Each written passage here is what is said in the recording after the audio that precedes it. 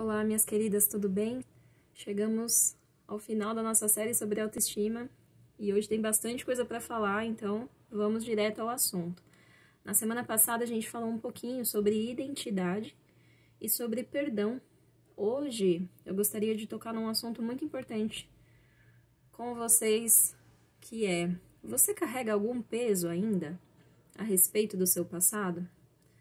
Né? De repente, coisas que você fez ou deixou de fazer, né? Você carrega uma culpa muito grande por alguma coisa que aconteceu lá atrás. Tem alguns versículos aqui que eu gostaria de compartilhar com vocês. O primeiro deles está lá em Filipenses 3, versículo 13 e 14. E diz assim, Filipenses 3, versículo 13 e 14. Irmãos, Paulo está falando aos filipenses, quanto a mim, não julgo havê-lo alcançado, mas uma coisa faço, esquecendo-me das coisas que para trás ficam e avançando para as que diante de mim estão. Ou seja, o passado ele já está lá atrás. Não tem muito que a gente possa fazer em relação a ele, mas a gente tem um alvo. A gente tem a nossa soberana vocação em Cristo, aquilo que ele designou para que a gente fizesse. E para seguir em frente, a gente não pode mais olhar para trás. Em relação ao perdão de Deus para nós, em Jeremias 31, lá no finalzinho do versículo 33, Jeremias 31, lá no finalzinho do versículo 33 diz assim: pois perdoarei as suas iniquidades e dos seus pecados jamais me lembrarei. Esse versículo ele se repete em Hebreus. Por que ele se repete em Hebreus? Porque fala da nova aliança de Cristo, o perdão e a graça que ele nos concedeu. Ele repete duas vezes em Hebreus 8:12. Pois para com as suas iniquidades usarei de misericórdia, e dos seus pecados jamais me lembrarei.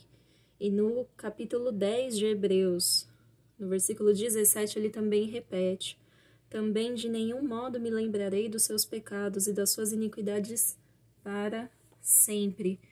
Como assim lembrar? O que quer dizer quando Deus fala que ele não vai mais lembrar do nosso pecado e da nossa iniquidade?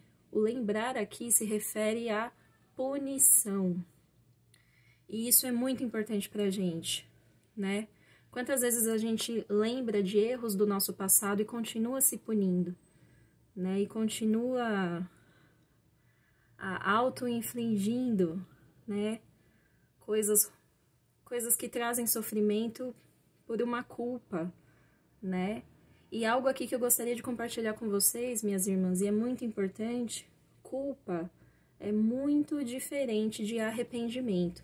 Apesar da culpa ser um sentimento importante no processo de arrependimento, você só ficar na culpa não é uma boa ideia. Por quê? A culpa, ela tá muito mais relacionada ao peso, né? À acusação, à condenação. E pior do que tudo, ela não gera mudança. Você fica andando em círculo, né? Você não vai para lugar nenhum. E o que a gente viu agora em Filipenses 3? Deixando as coisas que para trás ficam, avançando para as que diante de mim estão. A culpa, ela vive lembrando a gente, nos punindo, né? Olha, você foi ruim. Olha, você é assim mesmo, você não presta. Você isso, você aquilo. Né? Lembrando que a gente está conversando sobre autoestima. Isso faz algum sentido para você? O arrependimento, ele já funciona de um jeito diferente, né?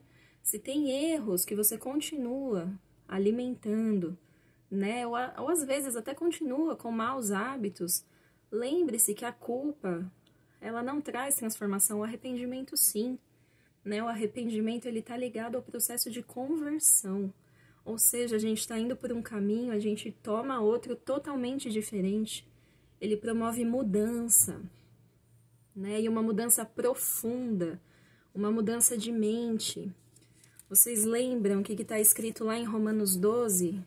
versículo 2, não vos conformeis, né, com este século, mas transformai-vos pela renovação da vossa mente, para que experimenteis qual seja a boa, agradável e perfeita vontade de Deus.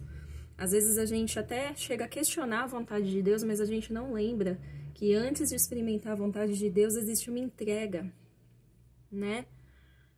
Aqui no versículo 1 fala que apresenteis o vosso corpo em sacrifício vivo, santo e agradável a Deus. E depois fala com a não conformidade. Culpa traz acusação. A culpa fala para você que você é exatamente assim, não tem nada que possa fazer para mudar. E aqui em Romanos fala, procura a transformação da vossa mente, né? Aí você vai experimentar a boa, perfeita e agradável vontade de Deus. Qual que é a boa, perfeita e agradável vontade de Deus nas nossas vidas? É o plano que Ele tem para cumprir nas nossas vidas. É o propósito dele pra gente. É aquele objetivo de vida que Ele deu nas nossas mãos. E enquanto a gente estiver preso na culpa, a gente não vai caminhar. Gostaria que vocês pensassem nisso, porque tudo isso que a gente está conversando aqui vai muito mais além do que se perdoar. Se perdoar é algo muito simplório. O que a gente está falando aqui é a respeito de aplicar o perdão de Deus para nós também. Para se desvencilhar de todo embaraço. De todo embaraço do peso do pecado, do peso da culpa. Né? A culpa nos aprisiona, gera conformismo, comodismo. O arrependimento ele é muito mais trabalhoso, mas o processo é muito mais profundo. E o arrependimento ele leva rumo às nossas vidas. Então pensem nisso. Outros tipos de culpa. Achar que tudo que acontece de ruim à nossa volta tem a ver com a gente. Né? Ai, fulano me tratou diferente. Será que eu fiz alguma coisa pra ele? Não, às vezes ele tá num dia ruim. Né? Aconteceu alguma coisa horrível dentro de casa. Ai, será que eu não fiz certo? Será que eu tô em pecado? Não. Coisas ruins acontecem o tempo todo, né? Outro tipo de culpa. Culpa por sentir. Culpa por se sentir triste, se sentir ansioso, se sentir com medo. Às vezes a gente é ensinado, não sei, ou a gente pensa assim mesmo, é cultural, não sei, que os sentimentos ruins são errados. Que a gente não pode sentir tristeza, que a gente não pode sentir medo, a gente não pode sentir ansiedade. E a gente esquece que os sentimentos, essas emoções são reações naturais do nosso corpo para conseguir tirar toda a pressão e o peso que está dentro da gente. Muitas vezes porque a gente está passando por momentos de adversidade, né? As emoções, elas despressurizam, elas são importantes. É importante se sentir triste, é importante chorar. É importante se sentir um pouco ansioso antes de alguma coisa importante. É isso que te impulsiona a você dar o seu melhor, né? Não é errado. Não é errado. A gente precisa permitir que esses sentimentos sejam expressos. Por exemplo, na pandemia. Toda essa situação que a gente está vivendo. Eu ficaria muito mais preocupada em ver uma pessoa feliz, plena, alegre, contente, com tanta notícia ruim, com tanta liberdade sendo tolhida, sendo privada. Nós estamos em um período difícil, é normal que estejamos desanimados, ansiosos, com medo. Isso não é errado, a gente não precisa carregar culpa em estar se sentindo triste ou não estar pulando de alegria em momentos difíceis. Quero compartilhar um versículo com vocês em relação a isso. Está em João 11, versículo 35. Me desculpem, mas eu preciso fazer isso. João 11, 35 diz assim: Jesus chorou. Né? Por que você está engolindo esse choro? Por que você está escondendo a sua tristeza? Ah, os outros não podem me ver assim. Eu não quero passar uma imagem que eu sou desequilibrada.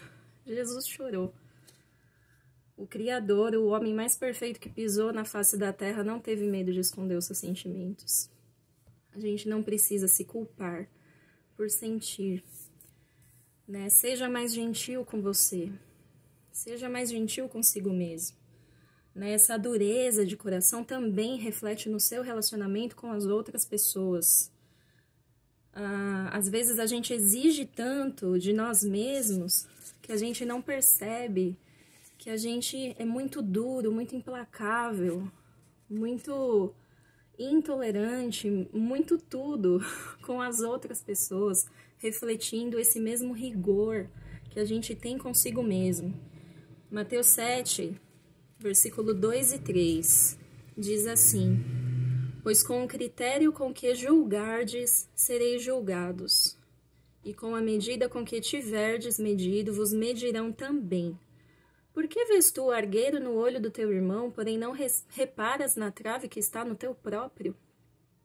Às vezes a gente olha alguém triste, deprimido, a gente fala, né? Vai ver a pessoa tá em pecado. Não, né? A gente às vezes não se permite expressar e julga as pessoas que se expressam.